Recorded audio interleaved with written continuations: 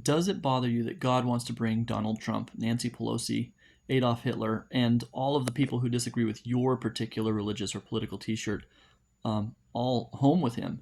I This idea just offends the crap out of people. People are not okay with the idea that the other obnoxious person in their life, or the really horrible, terrible, bad person, um, that they have to put up with the existence of, that that God wants good things for these people, even into eternity. That God wants good things for people, um, and but that's the reality, is that God has a plan that allows everybody to have something.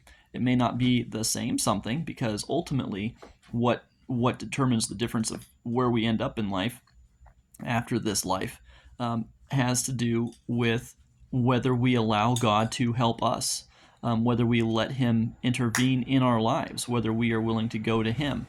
And if we get to the other side and He lives a life that we don't like, He's not going to make us live that life. And so if we've built our lives on dominating other people and enforcing our political utopia on somebody else in a way that doesn't work for them, and that's the way we experience happiness, then we're not going to be happy doing things the way the Lord does things, because that's not how He does them.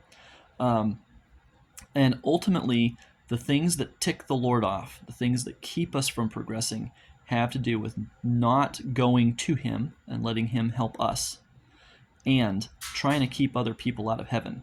Because in the end, when we all get to heaven, the people that are living where God lives, the way that He lives, are the people who are willing to get along with everybody else. Because if that were not the case, it wouldn't be heaven, right?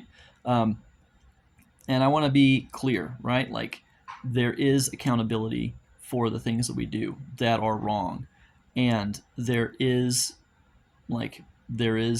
segregation in heaven according to my faith tradition, right? There are three different places people can go, and one of those places, you're kind of all alone, where you can't hurt anybody and nobody can hurt you, but you also don't have to worry about other people coming and knocking you off your tower.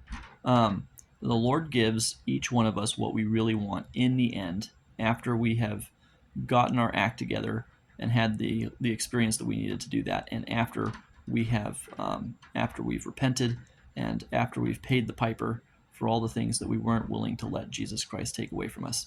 And that brings me a lot of happiness.